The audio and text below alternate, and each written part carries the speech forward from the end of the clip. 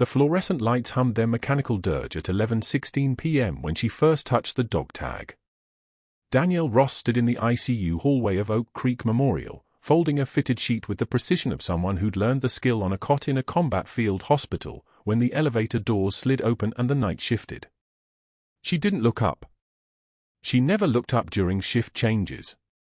The sheet folded into perfect military corners, hospital corners, they called them here, though she'd learned them in Tikrit 5 years ago under mortar fire, tucking blankets around wounded soldiers with hands that trembled from adrenaline and caffeine, not fear. Fear was information. Pain was information. Trembling meant nothing when you had a job to do. Her left leg ached with a familiar burn that came around 4 a.m. The doctors at Walter Reed had called it chronic phantom pain, a neurological ghost of the blast that had shattered her knee and ended her career as a major in the Army's Special Forces. The physical therapy helped. The nights at Oak Creek helped more, 8 months of invisibility, 8 months of no one asking questions about the slight hitch in her gait or why her hands moved with the automatic precision of someone who'd sutured wounds under fire. Just a night shift nurse with a limp. That was all anyone needed to know. The ICU was quiet the way hospitals were quiet at midnight, not silent but hushed, the white noise of ventilators, the periodic beep of monitors tracking the fragile mathematics of heartbeats and blood pressure, the whisper of automatic blood pressure cuffs inflating every few minutes like the hospital was breathing in unison with its patients. The antiseptic smell hung thick enough to taste, a chemical blanket that masked the smell of infection and fear and death. Danielle had learned to breathe through her mouth in spaces like this, a habit from the field. She touched the dog tag through the thin fabric of her scrub pocket. The motion was unconscious, automatic, a prayer or a ritual or just the neural pathway of someone who carried a ghost. The chain was broken, had been broken for 5 years, since the day she'd pressed it into the hands of a commanding officer and walked away from the military with a medical discharge, a Purple Heart in a box she'd hidden in her attic, and a secret that only 3 people knew. Her son Marcus didn't know. Her ex-husband didn't know. The hospital didn't know. The dog tag knew. The chain remembered. The orderlies came through the elevator with a gurney and 2 police escorts, their presence heavy with the weight of protocol and rank. Danielle's peripheral vision caught the movement, the way emergency personnel moved differently when they were transporting someone important, more formal, more careful, moving the stretcher like it carried something that mattered. She kept her eyes on the sheet. Folding was a meditation. Folding meant not seeing, not recognizing, not remembering. But her hand stopped. The man on the stretcher wore a general's dress uniform, the kind you saw in official photographs and recruitment videos, the kind that meant command authority and 3 decades of institutional power. His eyes were covered with medical gauze, thick white bandages where sight used to be. The left side of his face was wrapped, burns from something, maybe an IED, maybe an ambush. Behind the stretcher came Dr. Caldwell, the chief of surgery, whose reputation sat on a foundation of military consulting contracts and board connections, whose eyes were already calculating something, already in motion. Danielle's hand moved to her pocket. The dog tag sat warm against her fingertips through the fabric, and for exactly half a second, her body went rigid. Not trembling. Not freezing. Just the suspension of breath that comes when a door opens on a room you sealed shut 5 years ago. The half-second lasted forever. Dr. Caldwell's gaze moved across the hallway, past the other staff members rushing with clipboards and blood work, and found her. Not her face, her reaction. The micro-expression, the hand in the pocket, the way her breathing had paused mid-fold. He saw weakness. He saw attachment. He saw liability. He saw opportunity. Danielle forced the exhale and returned to the sheet. Fold.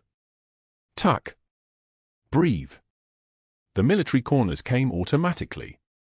Her hands had muscle memory older than her civilian identity, and muscle memory didn't care about half-second lapses or dog tags or the fact that the blind man on that stretcher was the commanding officer who'd court-martialed her in a tent in Tikrit for saving 3 American lives by disobeying direct orders.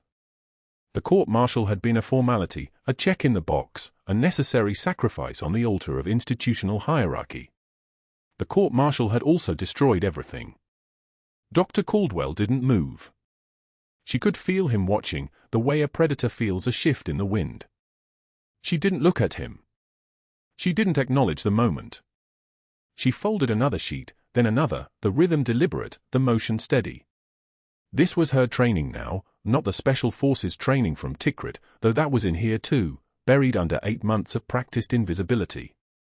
This was the training of someone rebuilding from nothing, of someone who understood that drawing attention was the fastest way to get destroyed. At home, in the apartment 3 blocks from the ocean, Marcus was asleep. 17 years old, headphones in, the kind of kid who loved his mother but didn't ask questions anymore because he'd learned by example that some questions had dangerous answers. He thought she was a trauma nurse who liked night shifts.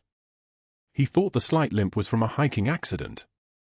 He didn't know about the shadow box in the attic with the medals folded inside, or the dog tag she touched every night before work, or the way certain sounds, helicopter rotors, the pop of small arms fire in the distance, the screech of metal tearing, made her body remember things her mind was trying to forget. She'd worked hard to keep it that way. The separation between Major Danielle Ross, who trained at Fort Bragg and deployed to Helmand Province and Fallujah, and Danielle Ross the nurse, who kept her head down and her locker bare and her pass sealed in a broken chain hanging in her scrub pocket. The gurney moved past her into the ICU. The escorts followed. The doors to the critical care unit swung shut with the soft pneumatic whisper of a system designed to isolate the dying from the living. Dr. Caldwell lingered for a moment, his fingers still moving over his phone, already texting or calling or calculating the angles of whatever chess move he was about to make. She finished folding. 17 sheets. She counted because counting was useful, because numbers were concrete, because the human brain could only hold on to one thing at a time, and right now she needed it to hold on to fabric and corners and the rhythm of work that didn't require her to think about anything else. Her supervisor, Helena, appeared at her shoulder with a patient chart. Trauma admission, she said, gesturing toward the ICU doors. General level injury. Head trauma, blast residue, blind. They're saying it's high profile. Political maybe. Definitely military. Dr. Caldwell's already in there. Danielle took the chart without answering. The silence was her composure. The silence was her armor. The silence was how you survived when you couldn't afford to be seen. You good? Helena asked, and there was something in her voice that suggested she'd noticed the half-second pause, the stalled motion, the way Danielle's jaw had tightened in a way that had nothing to do with effort. Fine, Danielle said. Just tired. Helena nodded and moved on. Nobody pushed. Nobody pried. That was the culture of night shift. You did your job, you didn't ask about the limp or the quiet or why someone's hand shook sometimes during codes in a way that suggested it wasn't adrenaline. You clocked in, you kept your head down, you clocked out. 8 months, and Danielle had mastered the art of being present without being visible, of doing life-saving work while being invisible to the people around her. But that was ending. She could feel it in the way Dr. Caldwell had looked at her, in the calculation behind his eyes, in the way predators move when they've identified prey. She set the stack of folded sheets on the linen cart and wheeled it back toward supply. Her leg protested the motion, the phantom pain from the shattered knee doing its nightly work, reminding her that some wounds don't heal, they just get better at not being noticed. The dog tag was warm again, and her hand found it without conscious thought. The next words out of Dr. Caldwell's mouth would change everything. She didn't know it yet. She was still operating in the moment, in the professional precision of a night shift nurse whose past was supposed to stay buried. But the door had opened. The blind general was in her hospital. And the man who destroyed her was already planning how to use it. She had no idea what was about to happen. Dr. Caldwell watched Danielle's face as they transferred the general to ICU bed 7, and when she hesitated near the privacy curtain, he struck. Nurse Ross, a word, he said loudly enough that the general's daughter, a woman in her 30s with red eyes and trembling hands, turned to look. Danielle stepped into the room and Caldwell followed, positioning himself between her and the door like a man who'd already calculated the angles. The general lay motionless on the bed, his sightless eyes open to the ceiling, oxygen flowing through the cannula beneath his nose. "I've reviewed your file," Caldwell said, his voice carrying the kind of practice certainty that only came from years of never being questioned. 8 months here and you've never requested a military patient. Now you're hovering over a general like he's your personal project. He let the accusation hang in the antiseptic-scented air. Inappropriate emotional attachment is a termination-level offense. His voice carried into the hallway where 2 residents pretended not to listen, suddenly very interested in the vital signs monitor at bed 5. The daughter's eyes widened, moving from Danielle to Caldwell and back again, searching for an explanation that would make sense of the accusation. Danielle stood perfectly still, her hands at her sides. One measured breath. She could feel the heat rising to her face, that dangerous flush that came when rage and helplessness collided, but she kept her jaw level, her eyes steady. "I'm his assigned nurse, so." The words came out soft, controlled, each one placed with surgical precision. A single tear escaped her left eye, just one, just the one she couldn't stop, but she wiped it with the back of her hand without breaking eye contact. "If you want him to live, you'll let me do my job." Caldwell's smile was thin as a razor. "We'll see about your assignments." That afternoon, Danielle sat down in the break room with her lunch, leftover rice and chicken she'd prepared at 3 in the morning when sleep wouldn't come. The room went dead silent. Nurse Chen picked up her coffee cup, the ceramic scraping against the plastic table louder than it should have. Nurse Martinez grabbed his sandwich. Respiratory therapist Jackson stood, abandoning his energy drink mid-sip.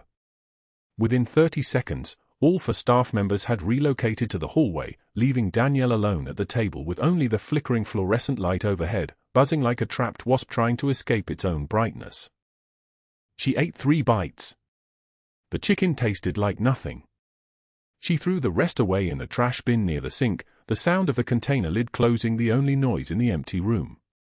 When she looked at the trash, she saw her own hands clearly for the first time that day, steady, unmarked, giving nothing away.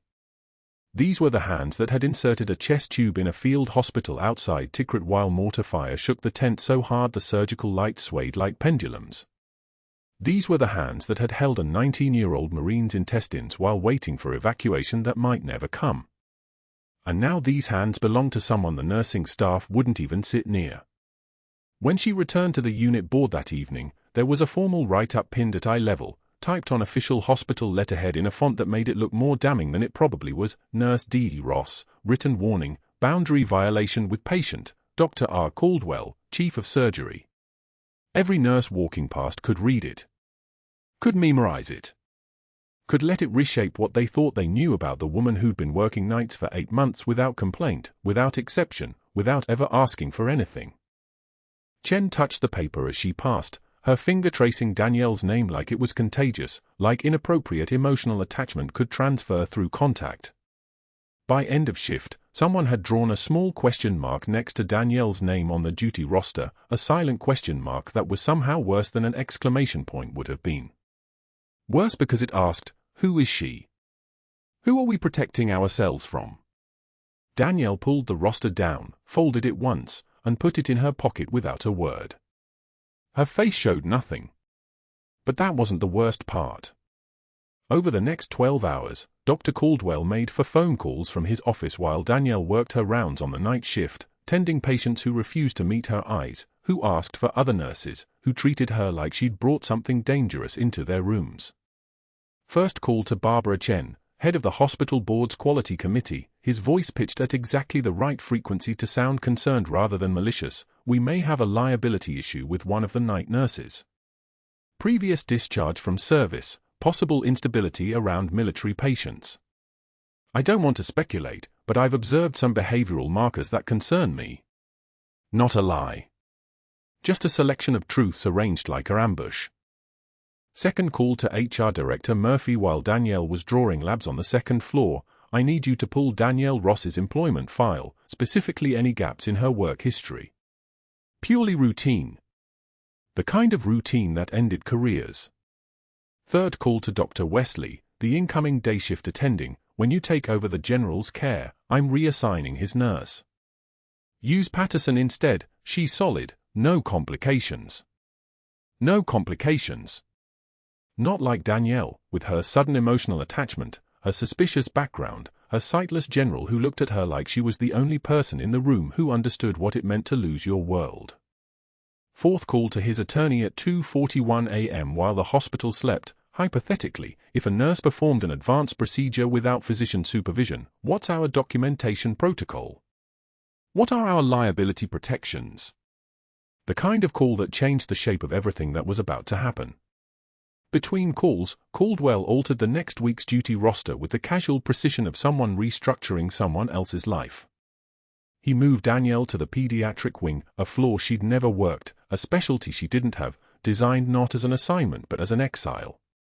He assigned her the 3 most difficult dementia patients in the hospital, patients who would require every ounce of her attention, patients who would keep her away from the general's floor, away from any chance of the relationships she'd built, away from the work that still meant something. He posted new ICU protocols restricting which nurses could access certain medication lockboxes. Danielle's badge code was quietly removed from the general's floor access list.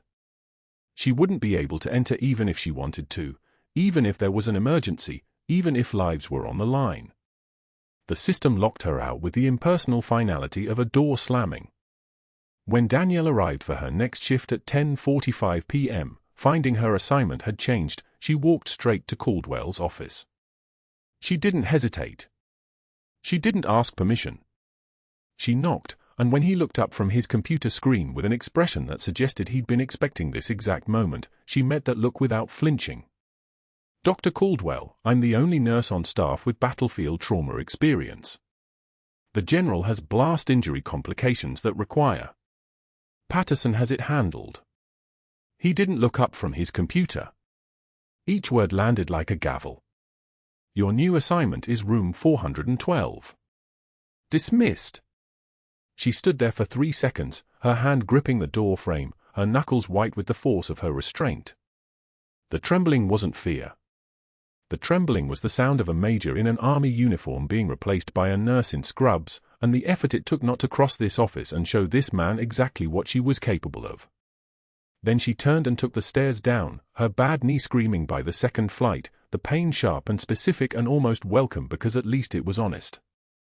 At 1:23 a.m., she was helping Mrs. Chen in geriatrics, a 78-year-old woman with Alzheimer's who kept asking for her sister who'd been dead for 12 years, when her old floors code alarm went off. 3 short blasts. Cardiac emergency. The sound cut through the hallway like a fist slamming through glass. Danielle's body moved before her mind caught up. She left Mrs. Chen mid-sentence, her hand still outstretched for a sister who would never come, and ran for the stairs. Her knee exploded with pain on the second step, but pain was data, and the data said someone upstairs was dying. The data said the only person who knew what to do might be too far away to reach in time. She ran faster. The monitor screamed. That was the sound that cut through everything, not the ventilator's mechanical wheeze, not the fluorescent lights buzzing overhead, not even Dr. Caldwell's voice echoing down the hallway. The monitor screamed like something was dying, and it was. Danielle burst through the ICU doors at 11:48 p.m. 2 minutes. Maybe less. The code team was somewhere 3 floors down in an operating room, their hands inside another patient's chest, unreachable. Patterson stood outside the general's room with his hands shaking, the crash cart beside him still sealed, untouched. "Tamponade," Patterson said, and his voice cracked. His pressure's dropping. 60 over 40 and falling. "I called the code but they're in an open thoracotomy, they said 12 minutes minimum, maybe more." Danielle wasn't listening anymore. She was looking through the window at the patient on the bed. The general's blind eyes were open but unfocused, his lips already turning the pale gray of someone whose heart wasn't pumping enough oxygen to his brain. His daughter, the same daughter who'd watched the court-martial proceedings in Tikrit, who'd sat 3 rows behind her father while the charges were read, was gripping his hand and screaming. Not words. Just sound. The sound of someone watching their parent die in slow motion. Danielle moved toward the door. Dr. Caldwell stepped directly into her path. His surgical mask hung around his neck. His eyes were sharp, calculating, already 3 moves ahead of this moment. "You're not assigned to this floor," he said, his voice level and cold as stainless steel. "You were removed from this patient's care at 1900 hours. Leave now, or I'm calling security for trespassing in a restricted clinical zone." The general's pressure dropped to 55/35. "He's in cardiac tamponade," Danielle said. Her voice was steady, each word placed like a surgical instrument. "Fluids compressing his heart. 90 seconds. That's all he has before cardiogenic shock becomes irreversible. The code team is 2 minutes out. We follow protocol. We wait for the attending physician. He won't be here in 2 minutes. He'll be gone." Caldwell didn't move. His presence filled the doorway like a wall, like something that had weight and mass and institutional authority behind it. He was the chief of surgery. He controlled scheduling, credentials, access.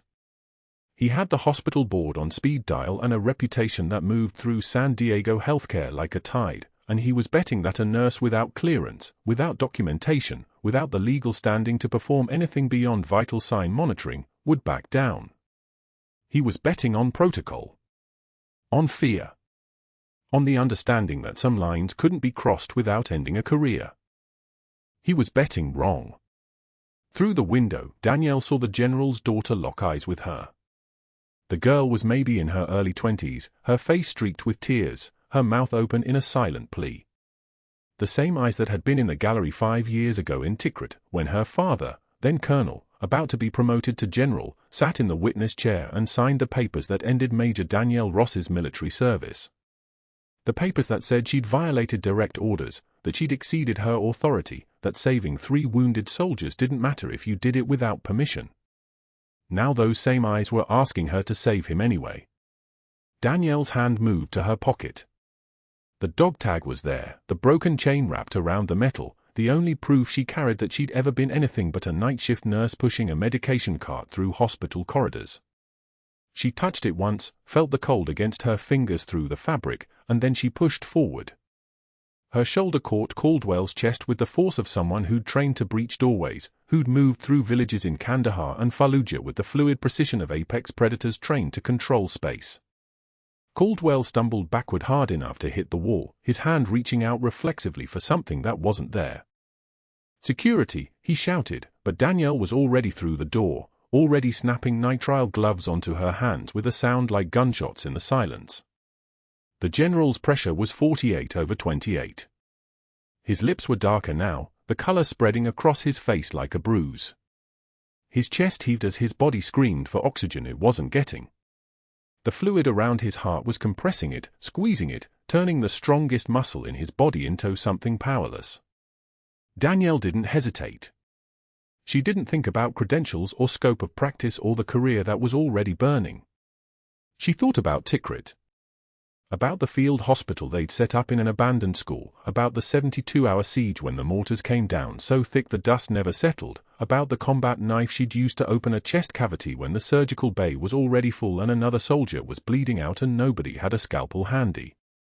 She thought about hands that knew how to do this, hands that had muscle memory deeper than fear.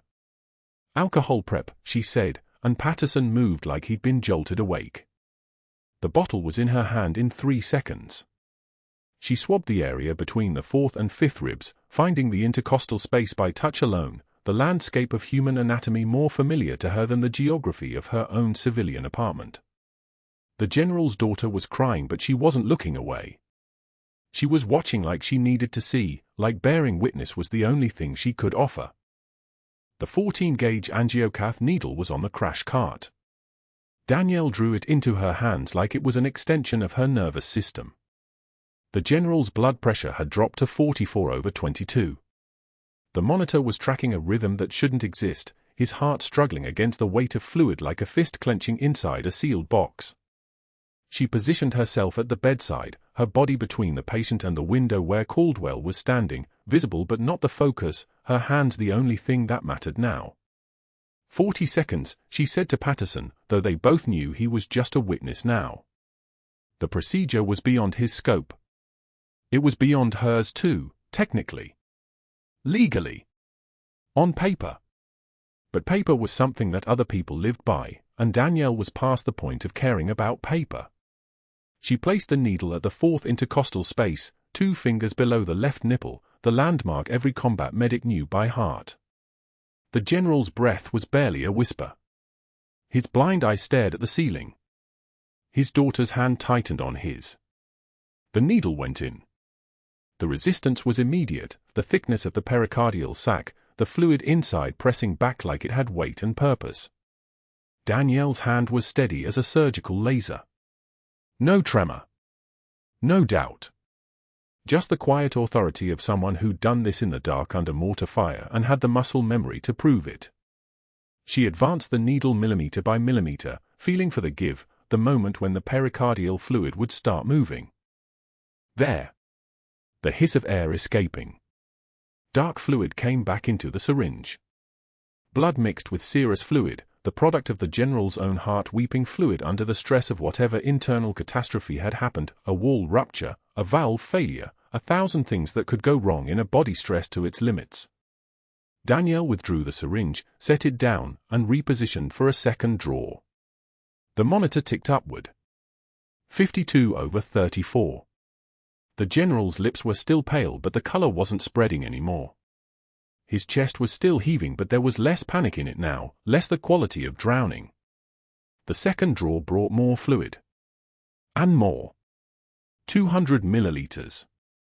300. Each one releasing the pressure, allowing the heart to expand, to pump, to do the job it was designed for. 58/40. Patterson's voice came from somewhere far away, O2 sats climbing. Was 68, now 74, 78, climbing still. He sounded like he was in shock. Maybe he was. Maybe everyone in this room was in shock except Danielle, who was moving through a sequence as old as her nervous system, hands doing what hands knew how to do. The general's daughter was sobbing. Not in fear anymore. In relief. In the knowledge that the man in the bed was coming back, that the light hadn't gone out, that whatever happened next, he'd at least get to say goodbye. Danielle placed one more draw, withdrew the needle with a smooth motion, and pressed a gauze pad against the small puncture wound. Done. The procedure that should have taken a full surgical team, that should have required an operating room and proper instruments and at least 3 layers of physician authorization, was complete. The pericardial fluid was drained. The pressure was released. The general's heart could beat again. The monitor showed 64/42. Climbing toward normal. Toward life. His pressures stabilizing, Patterson whispered, like he was afraid to speak louder. BP 68/44, heart rate 88, regular rhythm, O2 sat 92 and steady. The door behind her opened. Caldwell stood in the frame, his face white as a bleached skull, his eyes locked on the general's monitor, on the numbers climbing, on the evidence that what had just happened was impossible and completely, undeniably real. Behind him, the head nurse was standing with a blood pressure cuff in her hand, her expression unreadable. Behind her, the night charge nurse had stopped dead in the hallway, her paperwork forgotten. Danielle removed the gloves. The sound of latex peeling away from skin was suddenly the loudest thing in the room. She turned to face Caldwell. He needed 60 seconds, she said. He's had it. There was no challenge in her voice. No anger. Just the simple statement of fact from someone who'd said what needed to be said and was done explaining. She placed the used needle and syringe on the crash cart with the same precision she'd used to place it in the general's chest. Every movement was controlled. Every movement was a message. Caldwell's jaw clenched so tight the muscles jumped. His hands were fists at his sides. He was calculating, she could see it happening behind his eyes, the math of how to spin this, how to position it, how to weaponize it into another narrative where he maintained control. He'd called security. They were coming. He'd already documented that she was on a restricted floor without authorization.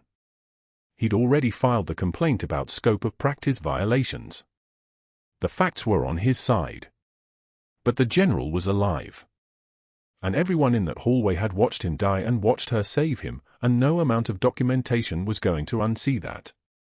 "I'm calling hospital administration," Caldwell said, his voice flat and hard as concrete. "And the state licensing board. You performed a procedure you have no certification for, no physician supervision, and no legal right to perform. You violated patient safety protocol, you trespassed in a restricted area after being explicitly removed from this patient's care, and you assaulted a physician.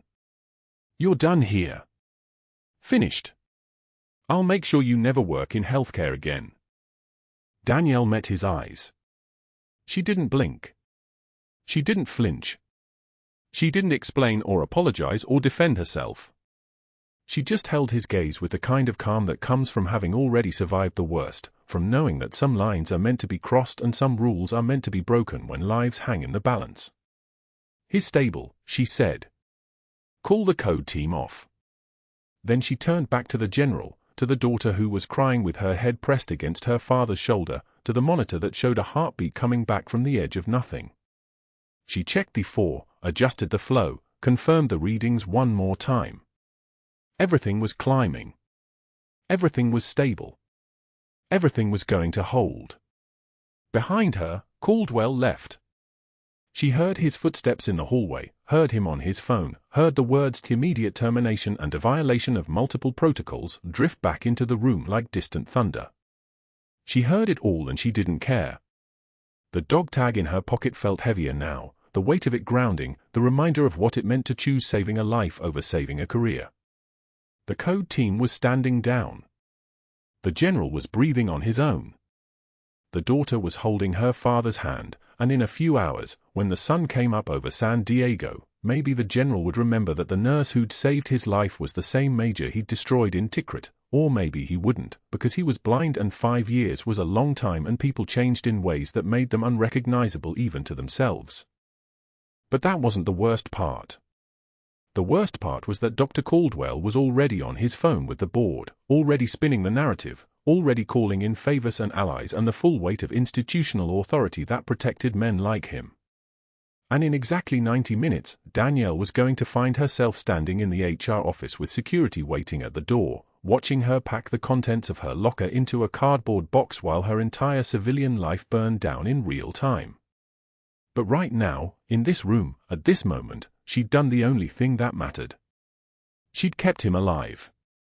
The complaint landed on our desk at 2:44 a.m., typed in Caldwell's precise clinical handwriting, each word a calculated cut.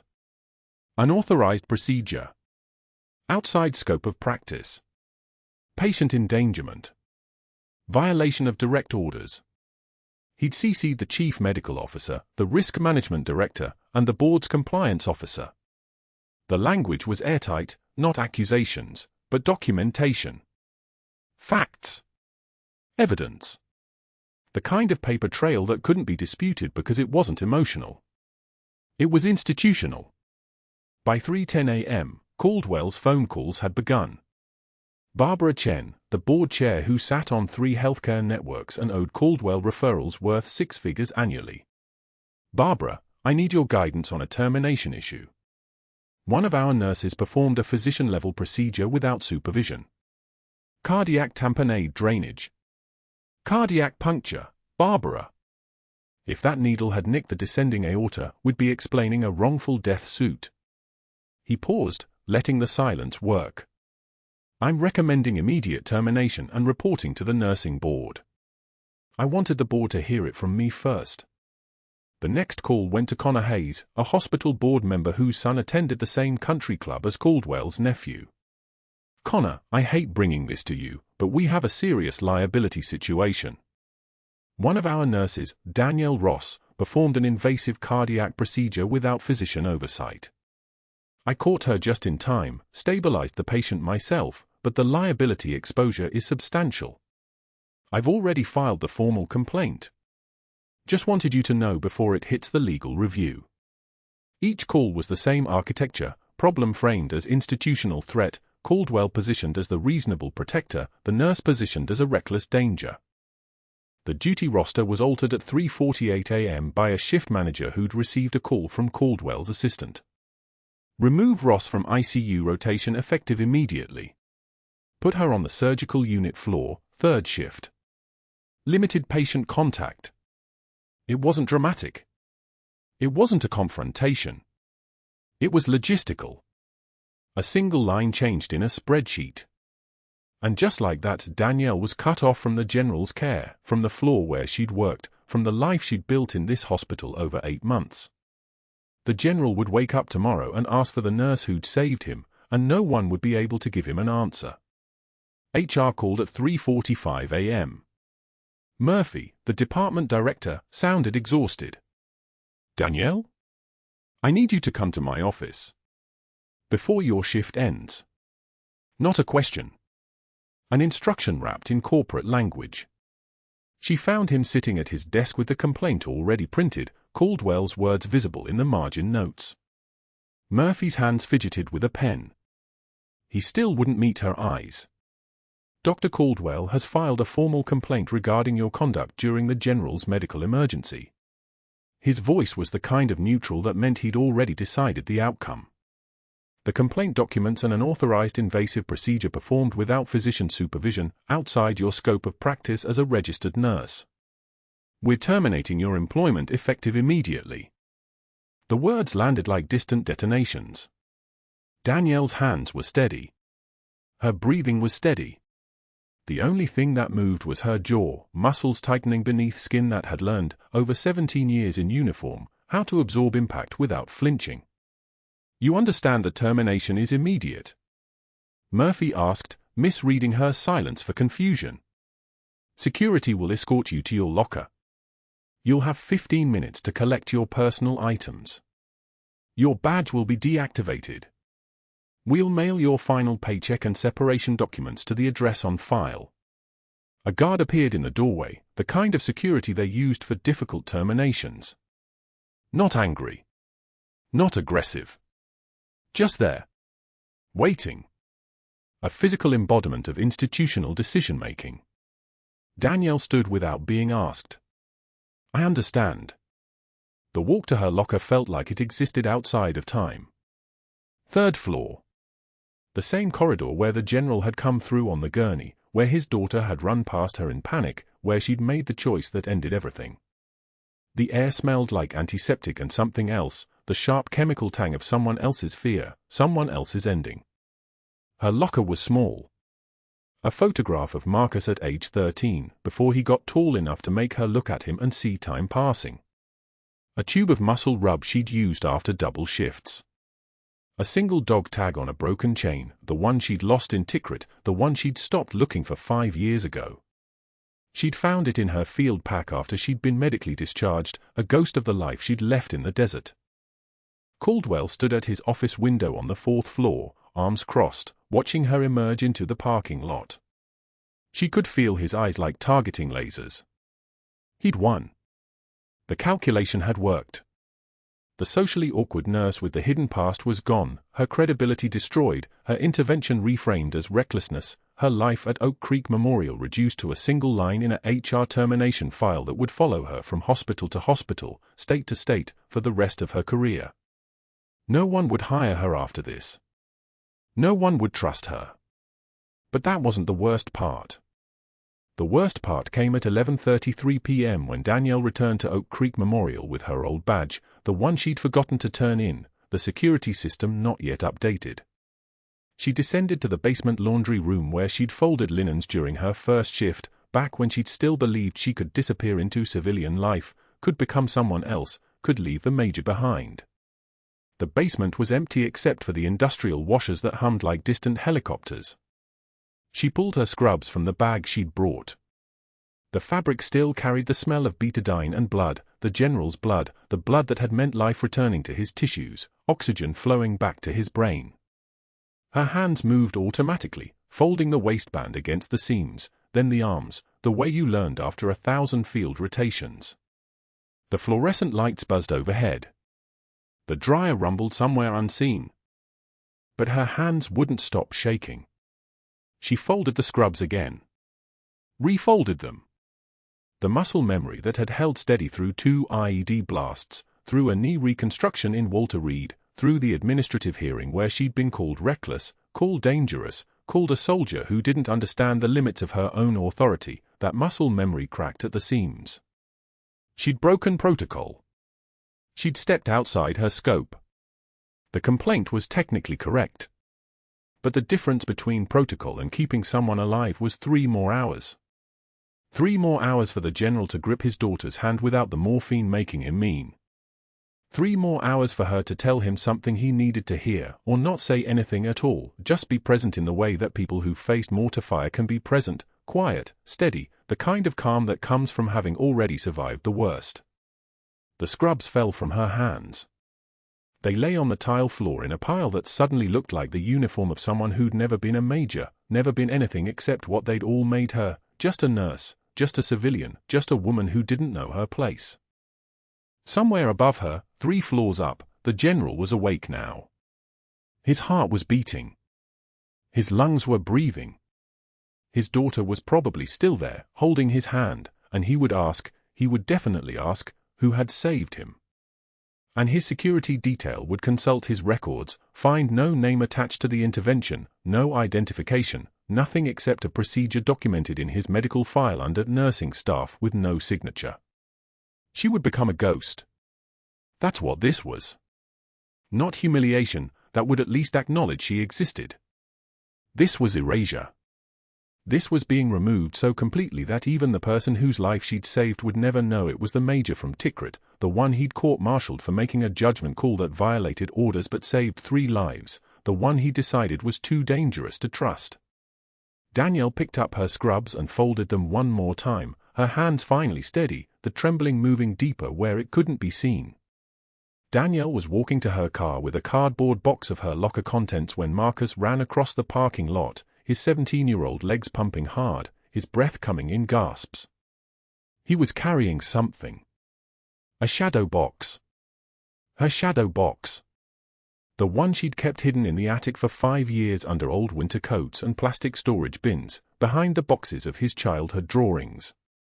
Her heart stopped for a half-second, the only moment of panic she'd allowed herself all day. "Mom, they need to see these." He wasn't asking. His face had that set, determined expression she recognized from the mirror. The same one she'd worn at 23 when she'd made the call to pull 3 soldiers out of a burning transport vehicle in Tikrit even though orders said to hold position.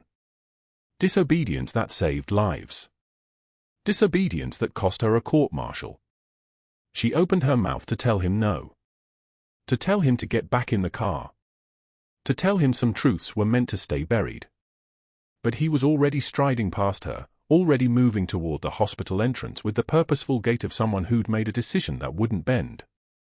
The lobby was still bustling at 8:38 p.m., the evening shift change, visitors heading to rooms, the security desk manned by one guard who barely glanced up. But the Navy SEAL security detail assigned to the general had positioned themselves near the main elevator bank like for pillars of dark intent. They wore civilian clothes but moved like operators, weight distributed evenly, shoulders loose, eyes tracking everything. Marcus walked straight toward them. "I need to show you something," Marcus said. His voice didn't shake. He sounded exactly like her. The youngest SEAL, maybe 28, frowned at this kid in a school hoodie carrying a wooden case. "Son, you need to." Marcus opened the shadow box. The room shifted. The air pressure changed. Inside, mounted on black velvet, were 3 medals. A silver star. A bronze star with valor. 2 purple hearts suspended from ribbons the color of old wine. Beneath them, a photo, Danielle in desert camos, 22 years old, dark circles under her eyes, standing in front of a field hospital tent in Tikrit with blood on her sleeves. The nameplate read, Major Danielle Ross, 75th Ranger Regiment, Chief Field Surgeon. The youngest SEAL straightened. His eyes lifted to the glass doors where Danielle stood, still holding the cardboard box. Major Ross. It wasn't a question. It was recognition. The kind that comes from muscle memory, from years of studying faces in briefings, from the kind of institutional knowledge that lives in military channels, passed through secure networks and classified files. Major Ross. The major who'd been court-martialed. The major who'd disappeared. The major who'd become a ghost. The SEAL team leader stepped forward. He was older, mid-40s, with scar tissue around his left eyebrow and the kind of bearing that meant he'd seen everything twice. He looked at the medals. Then at Marcus. Then at Danielle, who'd moved toward them now with the steady pace of someone walking into their own history. "How long have you known?" the team leader asked her. His voice sounded like gravel under a heavy boot. "That I saved a life by disobeying." Danielle set the cardboard box down on a nearby chair. 5 years. Or that I was any good at it. Longer than that. The head nurse, Patterson, who'd been there when Danielle performed the emergency pericardiocentesis 3 hours earlier, came running from the ICU corridor, the service file trembling in her hands. She read the pages silently, her mouth moving, her eyes widening with each line. 72 hours. You ran the field hospital at Forward Operating Base Shank for 72 hours under siege. Alone. With 3 medics and supplies meant for 40 patients. 112 surgeries. 98 survivors. The youngest SEAL looked like he might kneel. "That's you? The one in the Ranger brief from 2019? The one they use for training?" Danielle didn't answer. She reached into the shadow box and removed the silver star. She held it up to the fluorescent lights, and it caught the glare and threw it back like a small sun. "This one's for extracting 18 wounded personnel under active enemy fire from a burning transport vehicle in the Uladhamia district. Rules of engagement said to wait for air support. Air support was 20 minutes out. The vehicle would be overrun in 8. The SEAL team leader stepped closer. His eyes stayed locked on hers, and she watched him do the math, watched him put the pieces together, watched the moment his understanding crystallized into something that looked like awe. "Bronze star with Valor," the team leader said, removing it from the case with the reverence of a man handling holy ground. "For performing emergency thoracotomy during active mortar attack on Field Hospital 7. Direct hit to the east tent. 16 wounded. 16 surgical interventions in a space the size of a garage, under fire, with shrapnel coming through the canvas like horizontal rain." He placed the medal back in its velvet seat and removed the purple hearts. 2 of them. Purple silk. The color of grief and honor mixed together. 2 purple hearts. 1 for shrapnel wounds to the left shoulder and ribs sustained during the mortar attack. 1 for blunt force trauma and compound fracture of the left knee when the IED detonated beneath the Humvee you were riding in, the same vehicle carrying your commanding officer, General Morrison. Danielle's hand went to her left knee without thinking. Old muscle memory. The injury that had ended her active service. The phantom pain that still visited her on cold nights. The injury she'd sustained while pulling General Morrison, the same man she'd just saved in this hospital, the same man she'd violated direct orders to extract in Tikrit from a flaming vehicle on a road that didn't even have a name on any official map. "You saved his life in the field," the team leader said. His voice had changed. The command authority had been replaced by something rawer. Respect. The kind that comes from recognizing someone who'd done the things you'd been trained to do. And you saved it again, 3 hours ago, when nobody else could. Behind them, at the reception desk, Dr. Caldwell had come down from his office. He must have heard the commotion. He'd come to investigate. And then he'd seen the medals. Then he'd seen the recognition on the SEAL team's faces.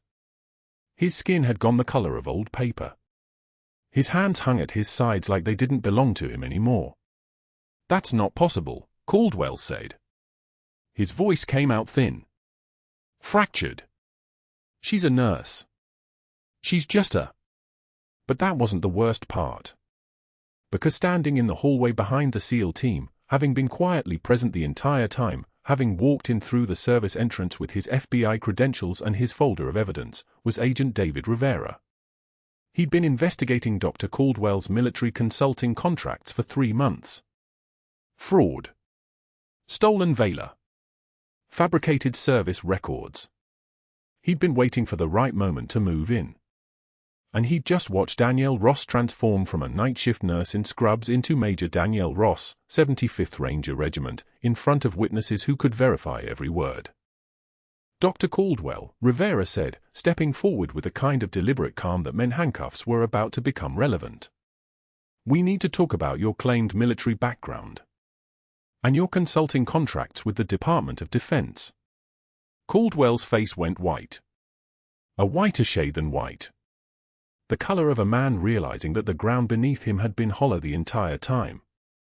But Marcus wasn't finished. Because he'd moved to the side and now Santos was walking toward them, the hospital's IT director, a 46-year-old Marine veteran who'd been quietly working his terminal in the basement server room for the past 4 hours. He was carrying a tablet, and his jaw was clenched in the way that meant he'd found something. Dr. Caldwell attempted to delete 4 files from the hospital server between 10:52 and 11:33 p.m., Santos said. His voice came out flat. Clinical. Each deletion was time-stamped. Each one was backed up to the secure cloud partition. The files contained the security footage of Major Ross performing the emergency pericardiocentesis on General Morrison. The cardiac monitor readout showing the General's O2 saturation climbing from 68 to 94 in 4 minutes 37 seconds. The baseline EKG comparison showing sinus rhythm restoration. And the timestamp proving the code team was in the operating room during the entire intervention. He turned the tablet toward Caldwell. The footage played silently. Danielle's hands moving with absolute precision. The needle entering the pericardial sac. The rush of straw-colored fluid into the drainage bag. The monitor climbing. The General's vital signs stabilizing. The save. Documented. Undeniable. Permanent.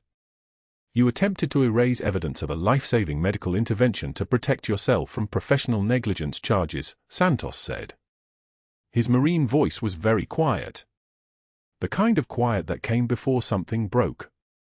You terminated the only person on this floor who could save his life. And you tried to delete the proof that you were wrong. Caldwell made a sound like something dying. Not a word. Just a sound. He turned and walked back toward the elevator, but Rivera was already moving, already speaking into his radio, already gesturing to 2 uniformed officers who'd been waiting in the parking lot for exactly this moment. 6 months later, Danielle stood in her new office on the 4th floor of Oak Creek Memorial, Director of Emergency Medicine, a promotion that came with a window facing east toward the I-5 and a paycheck that meant her and Marcus could finally breathe. On the wall behind her desk hung a photograph from General Morrison's recovery ceremony. In it, Morrison was on one knee in his full dress uniform, his blind eyes aimed slightly to the left of the camera, his hands presenting something to Danielle. The dog tag. The one she'd lost when the IED detonated. The one his daughter had carried for 5 years, a weight and a promise, waiting to return it to the major who'd saved her father's life twice. The ceremony had taken place in the hospital auditorium. 40 SEAL team members. The hospital board members, except Chen, who'd resigned in shame. Patterson and Santos and the other nurses who'd been forced to ostracize her. Marcus sitting in the front row wearing her silver star pinned to his shirt. The General's daughter standing to his left, tears streaming down her face, because her father was alive, and because her father had finally, after 5 years, understood what he'd been too broken to see, that some soldiers disobey orders not because they lack discipline, but because discipline without conscience is just machinery. Danielle wore the dog tag now. Every day. Over her scrubs. Visible. A deliberate claim on a truth that had been hidden long enough. Caldwell was selling supplemental insurance from a folding table at a strip mall off the I-5, next to a payday loan place and a vape shop. She could see that strip mall from her office window if she squinted. He sat under fluorescent lights wearing a suit that didn't fit right anymore because he'd lost weight, lost his home to legal fees, lost his medical license when the state board investigated his credentials and discovered he'd fabricated every military claim he'd ever made. His wife had filed for divorce. His consulting contracts had been rescinded. His severance package had been reduced to 0. What happened when institutional power built on lies met institutional power built on evidence was not dramatic. It was quiet. It was methodical. It was the sound of a man's life folding in on itself, one consequence at a time. Danielle touched the dog tag hanging around her neck. It was cold against her skin, the metal having absorbed the air conditioning. She looked out at the emergency department below, the trauma bays, the monitors, the controlled chaos of people who'd chosen to save lives. Patterson was there, working the night shift. Santos had been promoted.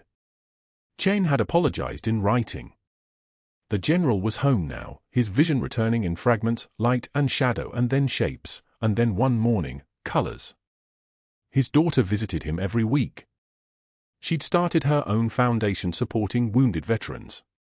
She'd become, in many ways, the moral architecture that her father had finally, in his blindness, learned to see by. When the code alarm went off at 6:33 p.m., 3 short blasts, and then a voice, Trauma Bay 2, multi-system injuries, ETA for minutes, Danielle grabbed her stethoscope and ran for the stairs. Her left knee ached as she moved, the old fracture remembering its origin story, but it held her weight and carried her down and out into the emergency department where medicine was still being practiced by people who understood that saving lives sometimes meant breaking rules. That evening, Marcus came by her office after school. He was wearing his soccer uniform, grass stains on the knees, a report card folded in his pocket that was going to make her very proud. "Mom, they want you to speak at Veterans Day Assembly. At school. They want you to tell them about your service." Danielle looked at her son, the boy who'd forced her secret into the light, who'd understood before she did that some truths were heavy enough that they needed witnesses to carry them. "What should I tell them?" He sat down in the chair across from her desk, the one where patients' families sat when they needed to hear the worst. "Tell them what you told me." The quietest person in the room might be holding it all together. She smiled, and for the first time in 5 years, she wasn't smiling at the memory of something lost. She was smiling at something being returned. She pulled Marcus into a hug, and the dog tag was cold against his cheek, and she didn't tuck it under her shirt. She let it be visible. She let it be part of her. She let the world see that sometimes the most powerful warriors walk on bad knees and carry wounds that never fully heal and choose to save lives anyway, in hospitals, in silence, in the spaces between rules and conscience. If you've ever been underestimated by someone who didn't know your true value, if you've ever made a decision that cost you everything but was the only moral choice available, then you understand Danielle Ross. Subscribe for more stories about the quiet warriors who hold the line when the world stops watching. Like and comment below, who's someone in your life who's braver than anyone knows.